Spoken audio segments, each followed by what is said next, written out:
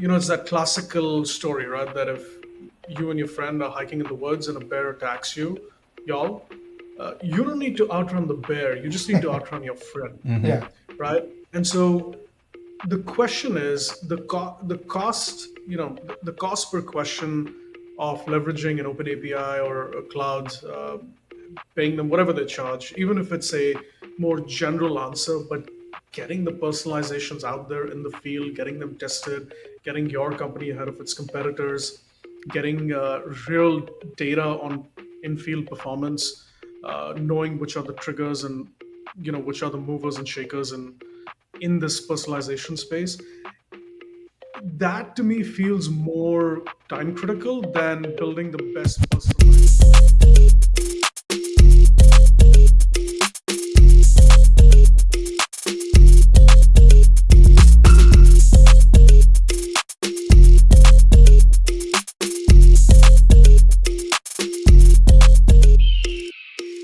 Hello, everyone. Welcome to Binaries Views podcast. Today, we are going to be discussing small language model versus large language models and how can they be applied to a business use case. We have Ayush Talwar with us, a McKinsey consultant in AI, and he'll be helping us out with some of the aspects that he have learned from the industry and then sharing his experience with us. And I have my amazing podcast host Tyler Libin. Hey Tyler, how you doing? Doing all right, man. All That was right. pretty good. That was pretty good. All right, yeah, he Yeah. messed up right before this, so he did good on the second one. All right, everybody. Yeah. All right, so you want to introduce yourself a little more so you give the audience some background? Yep. Sure. Hey, Ayush Talwar. I'm currently with McKinsey as part of the AI practice. Been there now for 8 years, and before that, I was at a startup in Austin. I live in Austin now, and lead AI at scale across enterprise companies. For the most part, focused in energy and materials, but also have recently been in the B2B pricing as well as retail space. All right, cool, Great to man. be on Nice. the show. Welcome. Yeah. Welcome. Thanks for talking with us. Yeah, as I was saying right before, we definitely got to get together since we're all in Austin. Yeah. Yeah, that would be super cool. All right, so let's start with probably nobody really knows what we're talking about as far as small language models and large language models. So we'll just kind of dumb that down a little bit. So large language models is what ChatGPT is. We always go back to ChatGPT because everybody knows what that is, right? So that's a Yeah. large language model. Spent probably billions of dollars, huge. It probably lives in under an ocean somewhere, right? It's a huge thing, right? And it takes a whole bunch of money to make those things. The small language models are the ones that can run on your laptop or even a phone. And those are just very small ones that can do something very specific, very well, very quickly. So with this whole AI thing coming out with businesses, they're like, man, we can't spend all this money for these large language models, right? Building ones ourselves. Only the big players can do that. And then also, if we want to tweak our the language models to do what we want to do, there's a whole bunch of money into doing that, and then we still got to pay them anyway. So I'm starting to see a trend where people are like, well, what about these little things? Let's figure out how we can use those, and we can use those for free and train those for free and do certain business use cases to make our own to do these specific tasks very well, and we don't have to spend all this money, giving all this money to people and also spending all this money and resources to build them. So there's I'm starting to say, and I'm doing this myself, is building these small ones to do things instead of using these big ones because they're free open source models. So that is kind of the discussion is do we pay these big players like Amazon and OpenAI and Google and try to use theirs and see how it gives us the information and tune it, or do we just get the open source free ones and fine tune it ourselves, and then those are ours and we can run those on servers that we have and different things, and so I think there's that discussion going on a lot within companies of which direction to go, because kind of once you go in that direction initially, you're kind of stuck there, right? Like if Yeah. you spend so much money, you don't really want to move at that point. I mean, this is from my standpoint, like as a corporate leader, right? I understand like companies that have a lot of budget to throw in would definitely want to go onto the large language model area because that does create differentiation for them. Yeah. And that also creates like risk awareness in terms of depending on a company like OpenAI, which they don't own and cannot, influence enough. So I understand bigger companies to spending a lot of money in doing this, but as I think more, there has to be some limit, which has to be driving a line between how much and then how soon. Yeah. And I see smaller companies to be adopting a customized set of things. So they would want to like a Gen AI for marketing. Thereby, you don't have to answer like n number of questions whatsoever outside of marketing. That does reduce the input data that you want to put in, convert into tokens, and then answer them, right? So I do see a use case definitely, and but I don't know where the lines will be drawn so far. Yeah. Yeah. So I think let's kind of just, because I think we're talking about two kind of different things right now. Yeah. I think it's large and small, and then also open source and like using other models of like OpenAI, like Google, right? So there's two different things there. So I mean, let's talk about both. Yeah. Let's talk about using a open source model like the Llama 3 that just came out, like Phi 3 that just came out, right? There's are free models that they're giving to the people, Yeah. that are really good, and you can train it on however you want to train it. Or there's the paid models that you pay to use every single time. It's depending on what you're doing. It's either a large or small amount, which are like OpenAI, Gemini, Anthropic with Claude, and you pay each time you use it. But they are hosted by them. They control all of them. And then there's the big, which is the big, like think of brain, like a huge big brain that could do anything, or like a small brain that just does one thing very well, right? So that's the four different kind of angles. What's your viewpoint on business use cases with all of it? Because I don't really know what the answer is, which is kind of why I picked this topic, because I'm trying to decide right now, do I use small ones and do specific tasks and use it like an agent swarm, or do I use one big one? And I'm not going to know until I test. So I feel like this is a huge thing businesses are thinking of, and there's really not an answer out right now. Completely agree. So many topics that just came up, and to your point, uh, as you were speaking, it got me thinking. If we go a few years back, there was this when the first boom of AI came out. Companies and enterprises were interested in, okay, let's do AI for all sorts of use cases for which we've traditionally used simple regressions, maybe a little bit more complicated analytics, but let's start leveraging AI. And what it meant was, if you'll remember, 4 5 years back, it was setting up leaderboards and Kaggle competitions, and Yeah. is an SPM better than an XG boost, or is a Yeah. light GBM marginally better? And I think there was this sense of, let's use machine learning tools at large, even though there were multiple tools, to create a better model.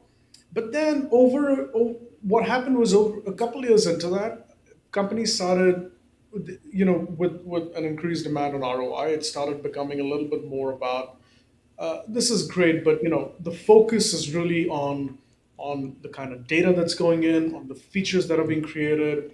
And there was a bit of a reversal of some of this, which was, let's simplify and dial back the model complexity, but make sure that the streamlined business case is being fully addressed, because we want to drive business results on the back end, and not be burning all this energy on just building an incrementally better model, which Yeah. may or may not ever get used by whoever the end user is.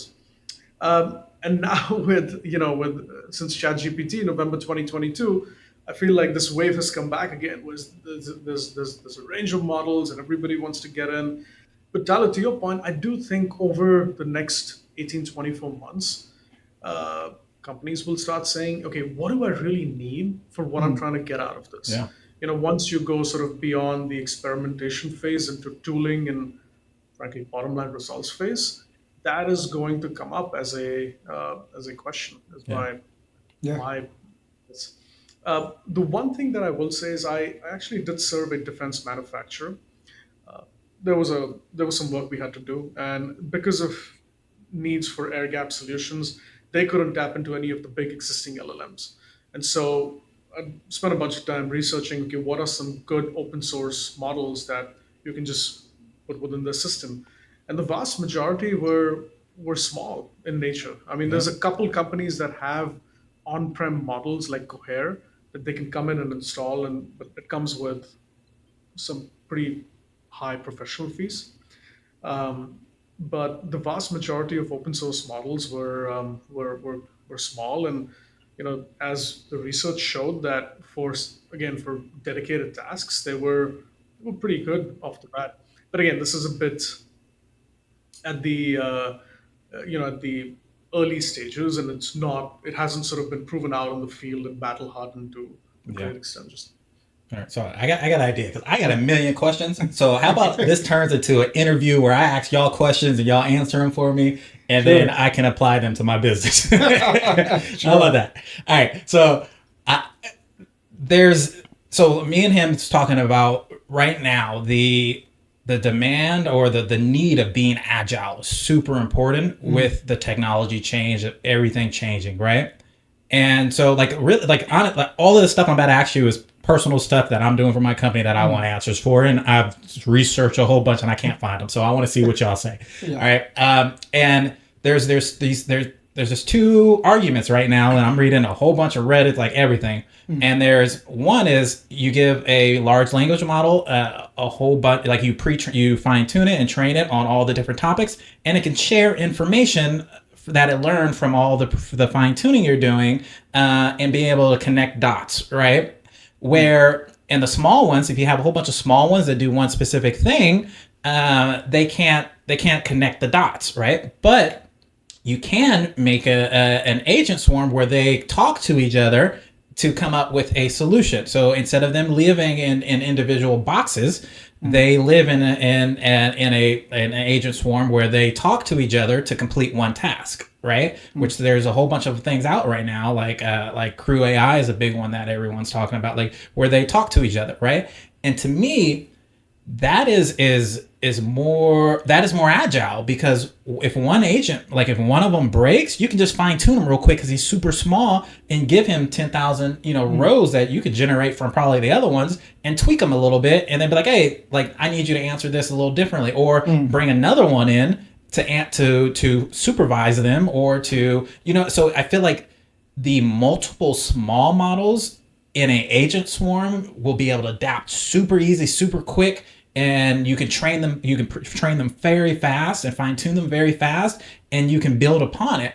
Where if you just have one big model like that, to me, when I think of this, I think of one big model being a brick and mortar company when the internet was born, right? And where I think of the multiple small models is the adaptive, like that is the internet, right? Like that's how I'm seeing it in this current stage, because once you put so much millions and billions of dollars, or probably not billions, but millions of dollars in a big model for companies, you're stuck with that because you spent so much money on that. Where if you have a whole bunch of small ones, you can move and tweak things and be super agile. I mean, is it like, are you trying to, the way I understood it, and correct me if I'm wrong there, is you need to have, like, currently there is a prompt engineering, right? And now that prompt engineering is moving to thread engineering, meaning a set of prompts that actually get your task done.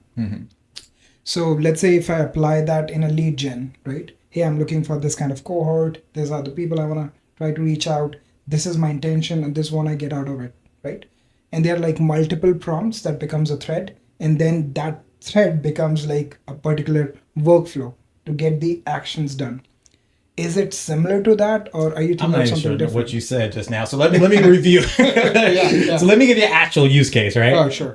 I'm doing lead generation like right now, which is what you're saying. So I have the option to create one big model that can create AI solutions for a company, AI solutions for a person, summarize a website, summarize a LinkedIn profile, summarize a company LinkedIn profile, do like a RAG with all the AI tools and recommend an AI tool for this person. So there's like probably 8 to 10 different things I want it to do. Yeah. I can give a big model all 10 of those things and be like, hey, I want you to do all 10 of these. Yeah. Right. And it can probably learn from some of the other trainings that I did across. Yeah. Or I can make 10 individual ones and have them work as a team and have them do the same thing, but have all of them be specialists, and they work as a team to do it. Right. And to me, it's I got the big one, but the big one, I'm stuck in this big one, where the small ones, I can tweak and fine tune those small ones and add new small ones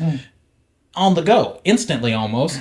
And so like, to me, like if we're trying to tell people like you need to be agile, to me, that is the most agile way of doing it. So, and there's really not an answer right now out there of which way to go.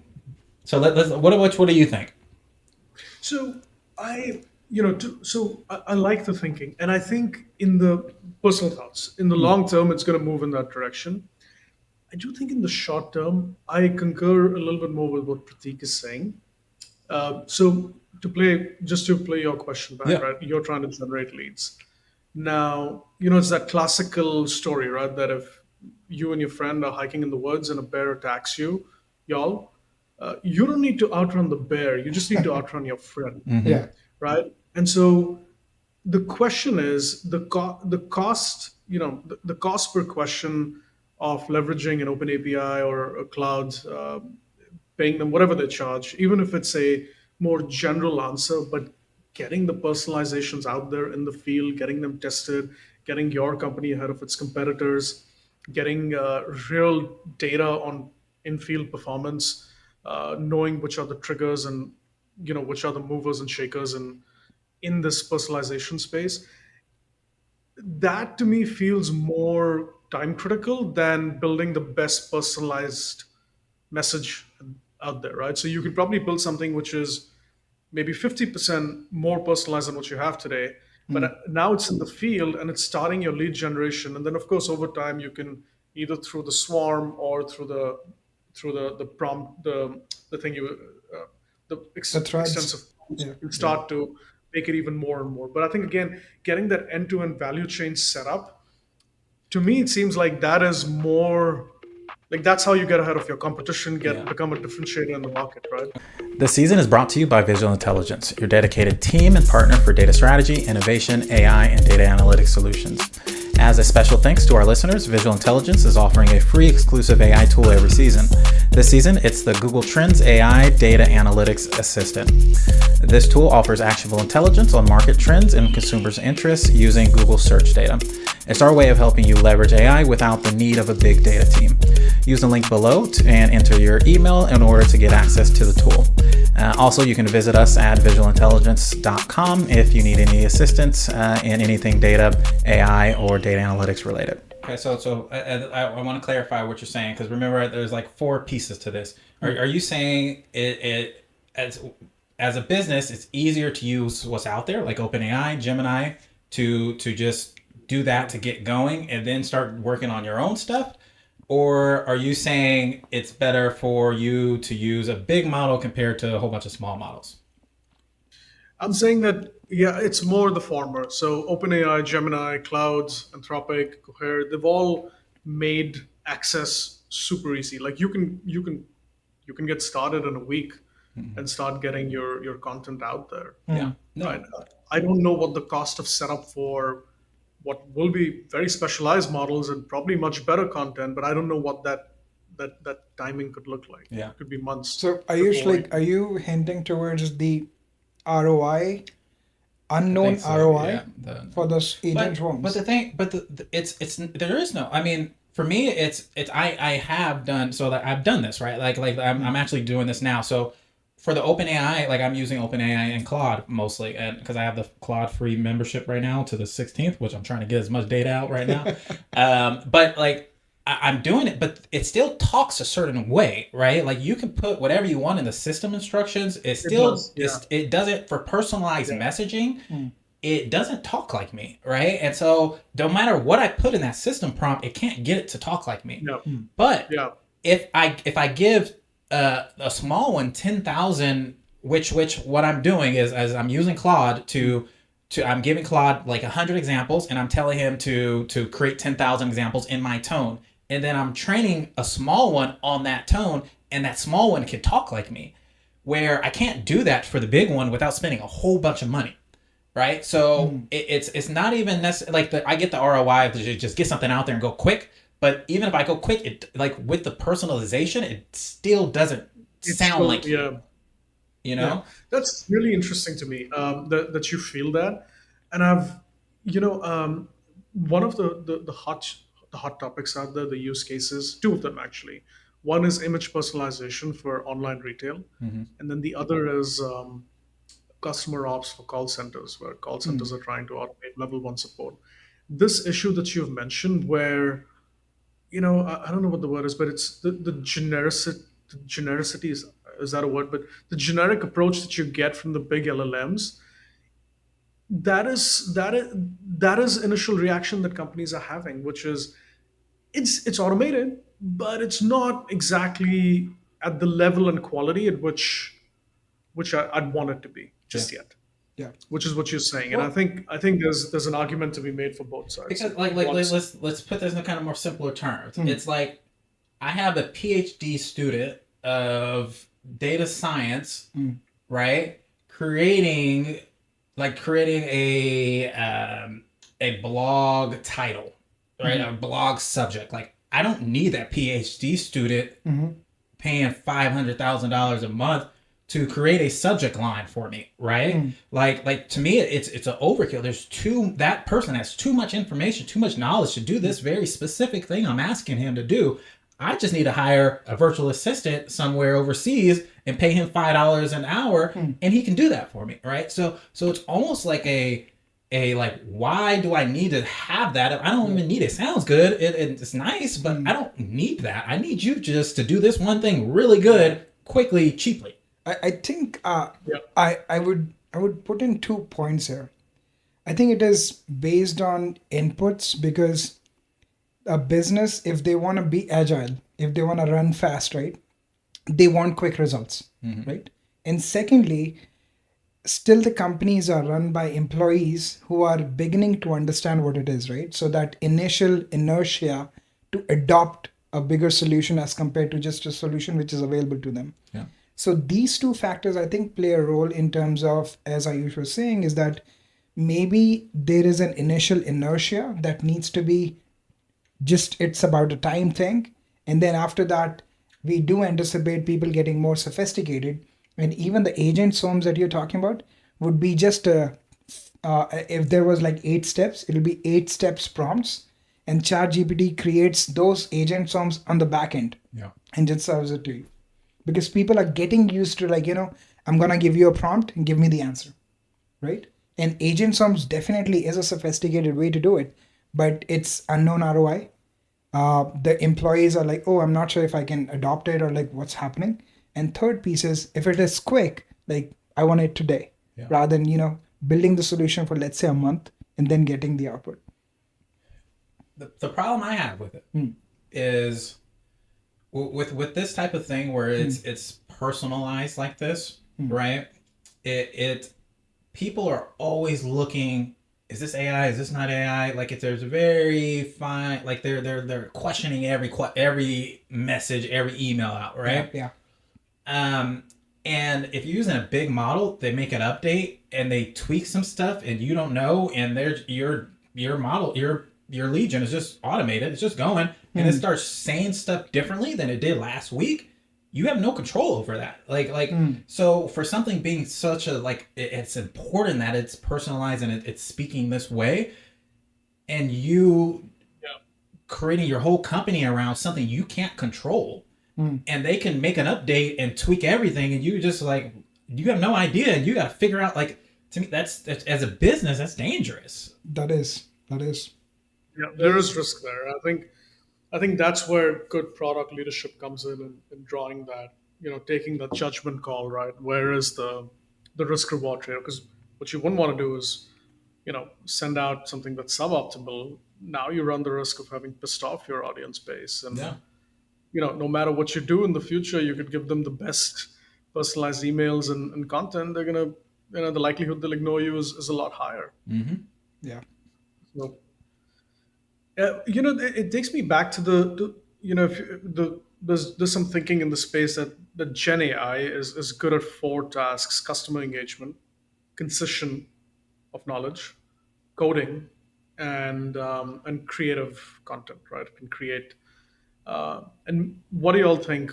Opening this up to y'all, of these four, is there any one which is where Pratik or Tyler, where the big large language models that are out there are still better to get started with versus where you'd want small LLMs to SLMs to come in? I think it is about the business need. Like if the business need is differentiated and it is gonna be there for long term, then a leader would be interested in spending some money to make sure I optimize it to the best of that company's ability and differentiate it from the market. Because let's say lead gen, right? You're well versed with that. If I use just basic chat GPT APIs and try to get a lead gen, and in the end my output is a customized LinkedIn message for my potential client, right? If everyone does the same thing in the market, more likely they're going to reach a similar level of sophistication. If I use step by step chat GPT prompts and then agents on it, I would get a better option, right? If this is the need that I have to be differentiated from the market all the time, I would be very much interested in spending on something that you are trying to build, right? That is like 10K, for example. I'm giving an arbitrary number here. But if I understand like my need, let's say I'm a growing business, one day my need is around like growth, the next day it is more about like conversion, or the week after that it is about like getting the most star ratings. I think in that case I will be puzzled, like, okay, do I, if I want to increase the star rating for my product, I need to get good description for my products, or do I need to again retrain my model, or do I need to buy a different product, or what? And that confusion, I think, is the initial inertia I'm feeling. Because as Ayush mentioned, right, like last year was AI, but the next year, like, where is the AI, right? And any manager who is spending money in 2024 would be asked that question. And those managers would be interested in like, okay, I need to be sure if I'm making like an argument with the business saying that, hey, this is my business use case, give me 100K, I want to get this thing done. That thing will likely get done, but the next year will be like, okay, well, what was the ROI?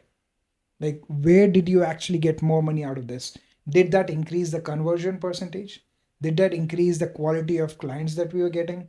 Did that impact the bottom line? And those questions are actually going to drive which way I think the industry would move. You good? Yeah. All right. Cheers. All right, cheers. Cheers, Ayush. Cheers, man. Cheers.